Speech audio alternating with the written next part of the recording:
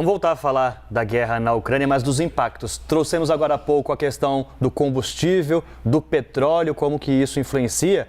Nas consultorias especializadas no mercado agrícola, já apontam que a guerra na Ucrânia também pode refletir no aumento do preço da carne aqui no Brasil. É sobre esse assunto que a gente vai conversar agora com a cientista econômica Lígia Pimentel. Lígia, muito bem-vinda ao Live CNN, boa tarde. Boa tarde a todos, obrigada pelo convite. A projeção de aumento é grande, Lígia? A projeção de aumento ela é menor para a carne bovina e maior para frango e suíno, que são mais dependentes, por exemplo, de grãos, né? Que são subprodutos de custos mais. Então, essas carnes são mais dependentes de milho do que o próprio bovino no Brasil.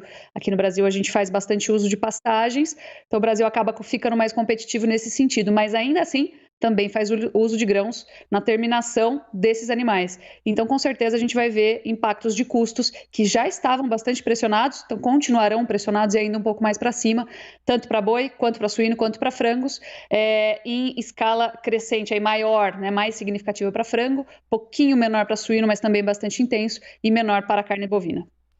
Lígia, e quando que esses aumentos, esse impacto deve chegar aqui para a gente?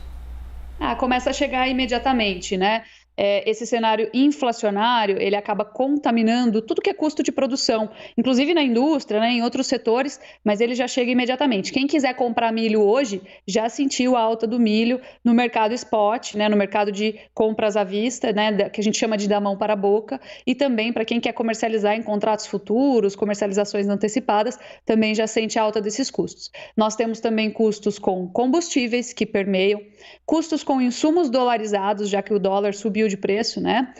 Ao contrário, na contramão do que vinha acontecendo antes do conflito.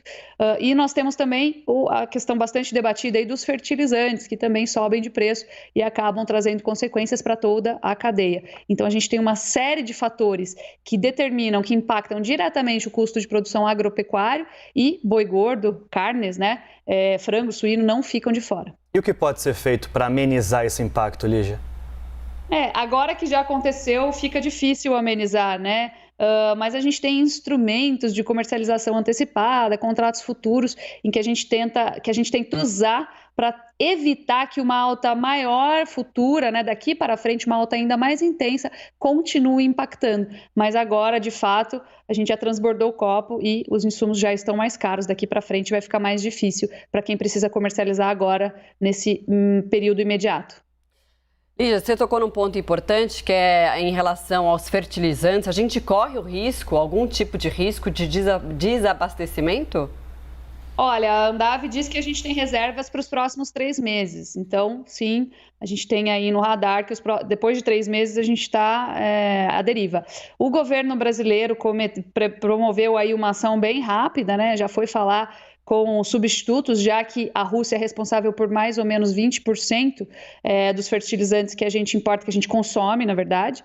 Então, foi atrás de outros parceiros, como, por exemplo, o Irã, e foi atrás também do Canadá, para ver se a gente consegue substituir. Mas o fato é que um grande player global, estando fora desse mercado, imediatamente a gente já sente o efeito sobre os preços. Então, mesmo que a gente tenha problema, tem algum risco de desabastecimento, sim, as medidas cabíveis estão sendo tomadas, mas mesmo que a gente consiga contornar o problema de abastecimento, nós temos com toda certeza um problema de aumento de custos, né? Já que um player global importante está fora desse mercado por enquanto.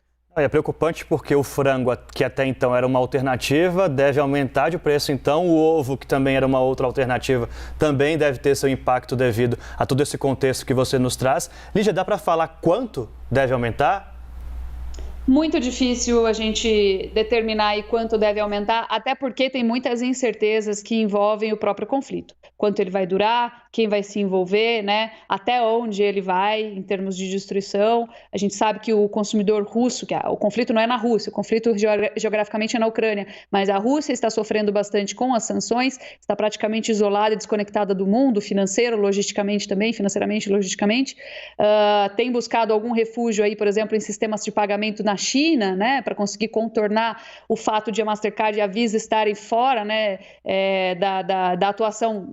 Então, os russos não estão conseguindo fazer transações com cartões de crédito, ou seja, é difícil a gente entender até onde vai o problema de abastecimento, sendo que a gente não sabe até onde vai o conflito. Então, não dá para a gente estimar, não.